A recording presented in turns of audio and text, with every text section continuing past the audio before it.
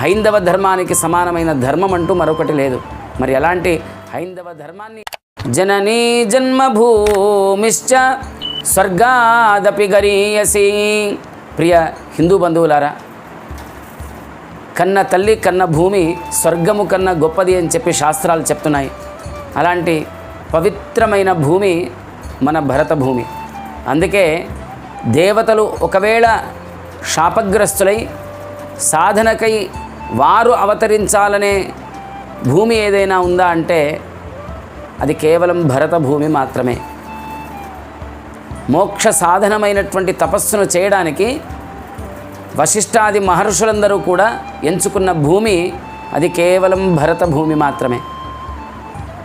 మాందాత చ మహీపతి కృతయుగాలంకార భూతోగత అని చెప్పినట్టుగా సాక్షాత్తుగా మాందాత, నహుష మొదలైనటువంటి ఎందరో చక్రవర్తులు తాము అత్యంత ప్రేమ భావనతో, సాత్విక భావనతో, నిష్ఠతో ప్రజాపరిపాలన గావించి తపస్సుకై ఎంచుకున్న భూమి ఏదైనా ఉంది అంటే అది కేవలం భరత భూమి మాత్రమే. మత్స్య కూర్మ వరాహాది అవతారాలకు నిలయం భరత భూమి మాత్రమే. గంగా సింధు సరస్వతీ చ యమున గోదావరి నర్మదా కావేరి కపిల ప్రయాగ వినత వేత్రావతి ఇత్యాదయ నద్యశ్రీ హరిపాద పంకజ భవాహ కుర్వంతు నో మంగళం అని చెప్పినట్టుగా గంగా, సింధు నది, సరస్వతి, యమున, కావేరి, కపిల, ప్రయాగ, వినత, వేత్రావతి మొదలైనటువంటి నదులన్నీ కూడా ప్రవహించేది అత్యంత పవిత్రమైన భరత భూమి యందు మాత్రమే.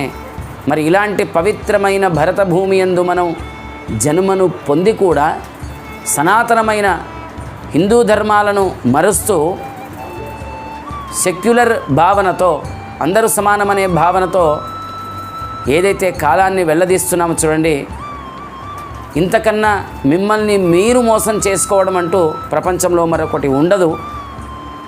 అందుకే ఆలోచించండి, ఇంతకన్నా గొప్ప భూమి మరొకటి లేదు, హైందవ ధర్మానికి సమానమైన ధర్మం అంటూ మరొకటి లేదు. మరి అలాంటి హైందవ ధర్మాన్ని మీరు ప్రేమించండి. హిందువులుగా జన్మించారు, ఎన్నో జన్మల తర్వాత మానవ జన్మను పొంది దాంట్లో హైందవ ధర్మాన్ని మీరు పొంది ఉన్నారు. మీ తండ్రి, తాతలు, ముత్తాతలు, పెద్దలందరూ కూడా ఆచరించిన సనాతనమైన హిందూ ధర్మాన్ని మరుస్తూ మీరు ఇతర ధర్మాలను ఆశ్రయిస్తే మీ పెద్దలందరూ కూడా నరకాది లోకాల్లో పడి కొట్టుమిట్టాడతారు. అలాంటి పెద్దలను ధిక్కరించే ధర్మాలను ఆశ్రయించకండి. పెద్దలకు ముక్తిని కలిగించే ధర్మం హైందవ ధర్మం. అలాంటి